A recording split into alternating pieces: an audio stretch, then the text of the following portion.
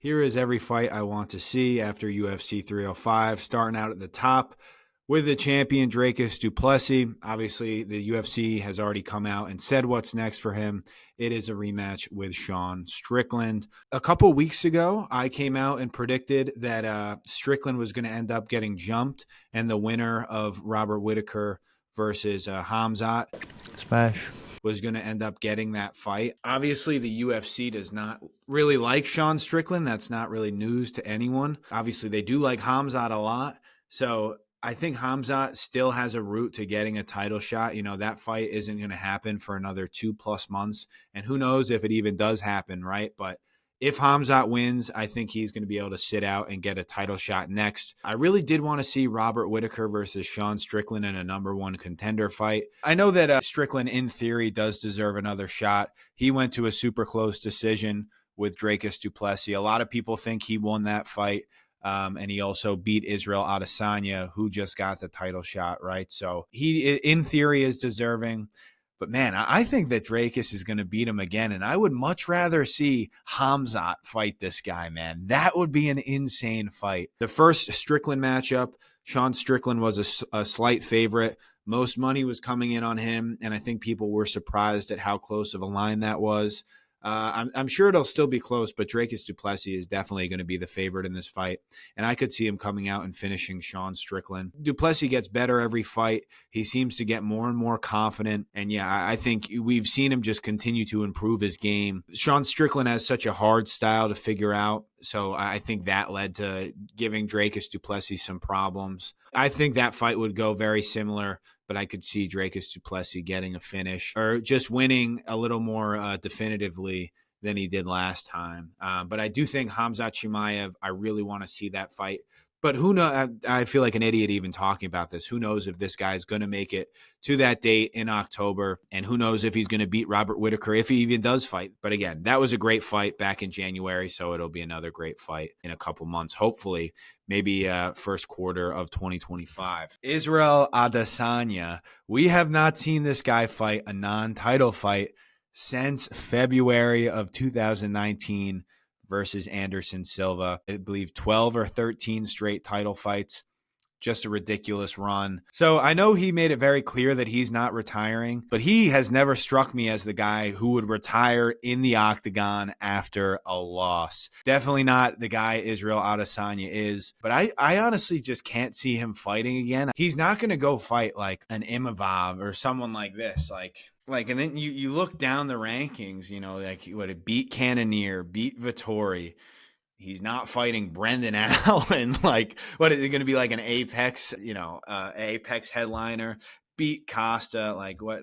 There just are no fights for this guy at middleweight. So what is like a clear possibility? Maybe a move up to light heavyweight. That got shut down immediately in the post-fight presser. He said that's not happening. He's staying at middleweight.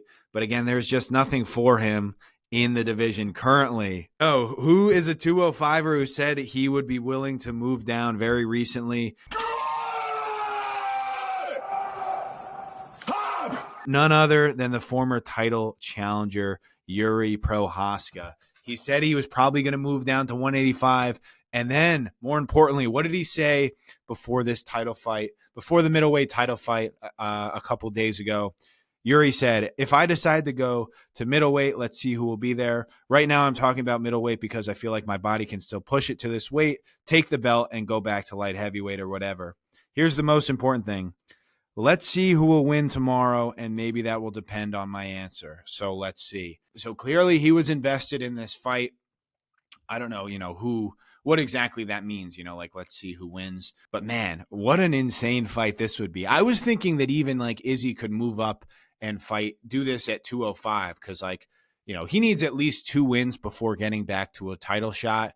And the way he's looked his last 2 fights, does anyone think that's a realistic possibility? That's why I don't really see him fighting again because I don't know. I guess he's going to he could do a couple big money fights, but that's what I'm saying. There are just no big money names at these weight classes. Like Pereira, that is out of hand at this point. I don't know. I just don't really see what there is for him right now. So I guess Yuri, but that would be an insane fight. And stylistically, it's still a fun matchup. We've seen Yuri get his leg beat up now 3 times against Pereira twice, and even worse maybe from Ercig. Like, this guy does not check leg kicks, not a good thing against an Israel Adesanya.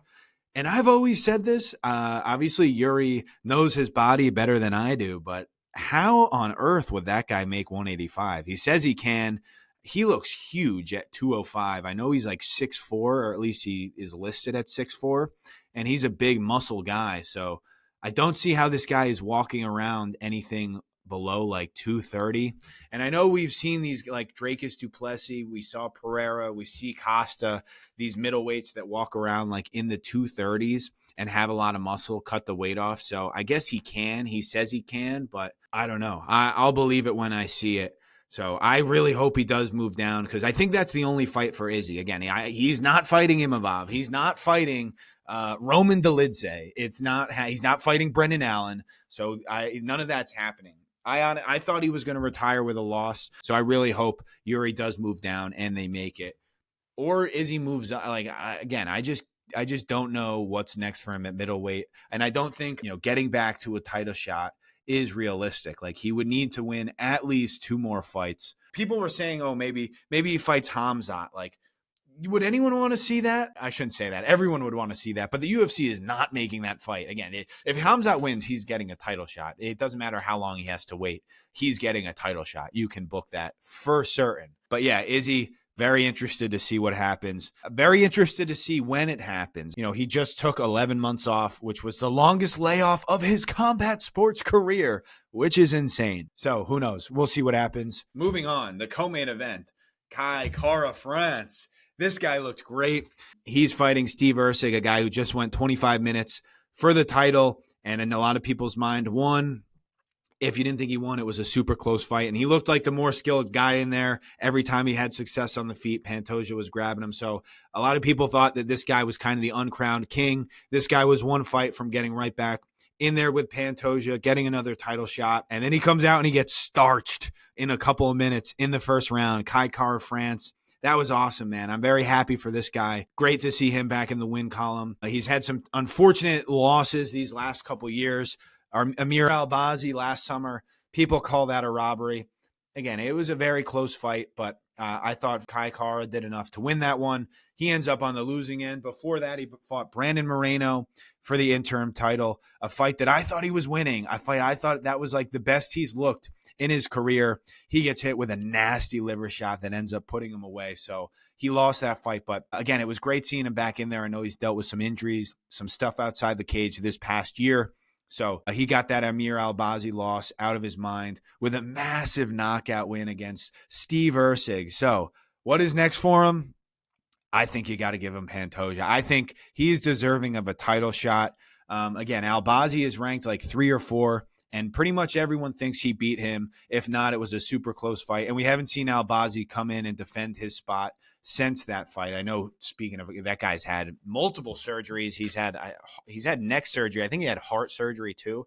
Again, so we're not just talking about he broke his hand or something. We're talking about some serious stuff. So, but again, I think Kai Kara-France, at least with this win against Steve Ercig, kind of jumps him. And regardless of rankings, clearly rankings don't matter at all in today's day and age in the UFC. So I'm not even going to mention rankings. Ercig was the number 1 contender. The guy just went 25 minutes with the champ, just because he was ranked 10th before then. Like, you still saw him move up a little bit, which is weird. I mean, again, these rankings have no rhyme or reason, but Steve Ercig was the number 1 contender. And I think if he won, people would say, give him if he came out and he looks great against Kai Kara-France, everyone wants to see a rematch with the champion. So I think the fact that Kai Kara-France did it in that fashion, first round knockout against a guy who just looked as good as he did against Pantoja, man, I want to see him against Pantoja. This guy's stand-up is as good as anyone in that division. He's got more power in his hands than anyone in the flyweight division, and people forget about this guy's takedown defense. He's a hard guy to get down.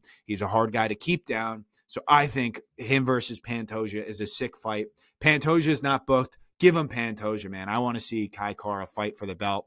As for Steve Ercig, man, that was tough. That was tough to see him lose. This guy won over everyone He went from pretty much unknown. He had only 3 fights in the UFC. He was ranked 10th in the division. But, man, he got on everyone's radar with a spectacular performance that night. Again, a lot of people thought he won, and the people who thought he lost thought it was due to some self-inflicted wounds. So he clearly could have won that fight, in that 5th round against Pantoja. But he loses. Everyone was very excited to see, maybe a rising star, if you will, in this flyweight division. And to see him go out like that is just brutal. But, he got caught. People get caught. I don't think that really says too much. I really hope this does not derail his career. I mean, people are throwing around Dom Reyes. Whoosh. I don't even want to put that out into the universe, but let's just hope that's not Steve Ercig's inevitable fate, because I still think he's high level. Let's see him back in there against Manel Kape. That's the fight I want to see. Kape stinks. This was a guy that everyone thought was going to take over the flyweight division, and we've seen far from that, right? So he's coming off a loss to former UFC fighter Muhammad Mokaev. I'd like to see these two get in there. I think that's an exciting fight. I hope that's what's next for Steve Ercig. I don't want to see him fight I don't really know. It's very interesting because of his ranking, but I don't think his ranking really matters. There are a bunch of guys who are not booked right now at the top of that division, but I would rather see him take a little bit of a step back, fight Manel Kape, and then, we go from there. But moving on, the fight of the night, the moment of the night, the man of the night, Dan the Hangman Hooker is back in the win column, and I am excited, man, because there's so much fun fights you can do with this guy right now. Who's next for the Hangman? 2 names come to mind, but I'm going with the human highlight, Justin Gaethje. I'm getting jacked up just thinking about these guys throwing down. Oh my goodness, this would be a sick fight. The Oliveira one, right? That's the other one. Dan Hooker will call it. He's kind of Oliveira maxing, if you will. You lose a couple times, you go into the cave, you return with bleach blonde hair and tattoos all over your freaking body. Not too many cats I know that just turn into big tattoo guys in their mid-30s, but nothing but love and respect for the Hangman, because as long as you're winning, it looks pretty cool. If you continued to lose, it'd be like a little bit of a midlife crisis maybe. But when you win, you're a bad motherfucker. So, and Dan Hooker is as bad as they come. I want to see him in there with Justin Gaethje. I didn't know what was going to be next for Justin Gaethje after that brutal loss in April to Max Holloway, one of the best moments in UFC history. He said he wanted to take some time off. That fight was 5 months ago at this point. So Hooker deserves a big fight. I would love to see him in there with Gaethje. I'd love to see him in there with Oliveira. Oliveira was calling for an interim title shot versus Arman, just because, Islam, who knows how long he's going to be out for. So I know Oliveira still is looking forward. He doesn't want to fight back. Yeah, I think with Hooker, you can give him Gaethje, you can give him Oliveira, you can even give him Dustin Poirier, rematch from my favorite fight of all time. I don't think they'll do that. If you're Dustin Poirier, you definitely don't have any interest in that. But yeah, who knows? Seeing him rise back into the top 5 is awesome. I want him to fight a big fight, and I think there is no bigger fight for him right now than Justin Gaethje, and I think he can beat Gaethje, honestly. I'm just very excited. Back in 2020, 2021, we saw this guy come into the top 5. We saw him lose 4 out of 5 fights. Very rarely do you see UFC fighters turn it around like he has. So much respect for him. So happy he's done it, and I want to see him in there with someone in the top 5, and that's what I think. As for Gamrot, I don't really know where you go with him now. I want to shout him out because obviously super close fight, super entertaining fight. But man, I thought that was the best he's ever looked on the feet. We know how good this guy's wrestling is. We know how good his scrambles are. But, as an elite grappler, again, we'll call it the Muhammad Mokaev rule. You got to be a little more exciting. It seems some of these crotch sniffers are going away from their normal ways. He looked good on the feet. Hooker kind of didn't really care and was just walking through it. I really don't know what you do with Gamrot. A fight that close, I think it's hard to be like, okay, after being on a win streak, it's hard to just make him a gatekeeper and fight that far down in the ranking. Also, a lot of these guys are booked right now. I would easily say Moicano, but he's booked. Benoit Saint Denis. Either of those guys could have got this fight, but obviously they're fighting each other. I wanted to throw in Paddy Pimblett. That was the name I was thinking of, but they're not going to do that. I think they're still bringing Paddy along slowly. I think he could get one of the guys coming out of the Benoit Saint Denis and the Renato Moicano fight. But why don't you just throw this guy back in there with Rafael Fiziev? They fought before about a year ago. We saw Fiziev, however you want to say it. He had a pretty devastating injury, and he hasn't fought since. That's a fight people were excited for. It's an interesting clash of styles. And if you're Gamrot, like, that's still a big name. That's still a highly ranked guy. I don't want to see him fight too far down in the rankings. So I think that's an interesting rematch to make. So if I'm the UFC, I'm giving Gamrot and Fiziev another shot. Fiziev should be coming back here soon. I think he should be making his return pretty soon, and I'd like to see him fight Gamrot because, again, I think Gamrot, it'd be different if he got knocked out. A fight that close, I don't want to screw him too much and move him so far down in the rankings. Biggie boy, Jairzinho Rozenstruik, I scored this fight 30-27 for Tuivasa. It seems the interweb does not agree with me. But who's next for the winner? Jairzinho Rozenstruik. Who cares, right?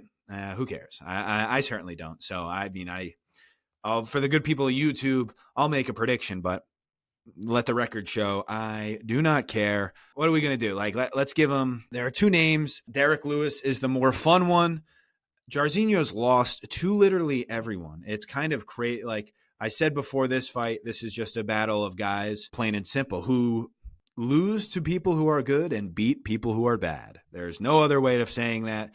Jairzinho was supposed to be this technical heavyweight. He came in, he looked pretty good in the UFC before getting fucking starched in 20 seconds by Francis. He's then lost to literally, you look at the top of the division, Gane, Blades, Volkov, Almeida, have all beat him. So he's lost to all the top guys other than Sergey Pavlovich. You throw him in there with Pavlovich, you got to give credit. The guy's got now only 2 fights. I thought it was a longer win streak. I don't even really want to see him versus Pavlovich. I'm going to change my mind. Give him Derek Lewis. I said there were 2 fights. These are the 2 options. One's more of a serious contender. The other one is just a lot of fun. I want to see him in there with Derek Lewis. I was shocked when I found out these guys hadn't fought 20 times before. But, let's do this. This is a fight that in 5 years, if we don't see, we're going to regret as fans. So throw those 2 cats in the cage together and see what happens. I want Derek Lewis versus Jairzinho Rozenstruik. As for Tai Tuivasa, I actually don't care. I don't care. All right, the last one I'm going to do, Carlos Prates. In my opinion, you have to give this guy a ranked fighter. He has a 10-fight winning streak and a 9-fight knockout streak. Most of these fights not in the UFC, but come on, he's 4 for 4 with 4 knockouts in the UFC. You got to give this guy a big fight. You got to give him a ranked opponent, in my opinion. I think if he had a couple less L's, he would definitely be getting a ranked opponent, but I just heard an interview with him before his fight on Saturday talk about the beginning of his career, and he says he wasn't really taking it too serious. He was broke and he needed money, so he would take these fights on a week notice. He wasn't really training as hard as he could, but now he's got a little more money in the bank and he's got a little more fighting experience, and he comes out and he sparks people. I thought he looked great on Saturday. The first name that came to mind for me was Jeff Neal. Jeff Neal is booked versus RDA. I don't know why. A lot of these guys at the bottom of welterweight are booked. Joaquin Buckley as well, another name that I thought would be a fun fight. Another one that I would say, they're not going to do this, but this was another name I wanted to throw out, was Michael Venom Page. They're not going to make that fight. But here's the answer to you. Vicente Luque is next. Vicente Luque, you wanted to fight Nick Diaz? That was your test, pal. Now we're throwing you to Prates, and he's going to spark you. I do like Luque. I was a big fan of him. Unfortunately, he's fallen on rather tough times here, but I still like Luque. But again, that guy, you were down to fight out of the rankings for fucking Nick Diaz somehow. I still don't know how that fight got made, and I doubt it's going to get rebooked. And to my knowledge, Luque is not booked for anyone right now. So I want to see Vicente Luque versus Carlos Prates. I want this guy to get into the rankings as soon as possible, and I want to see him fight big fights. I thought he looked unbelievable on Saturday. So that's what I want. Appreciate you tuning in. That's what I want to see after UFC 305. Those are my fights to make.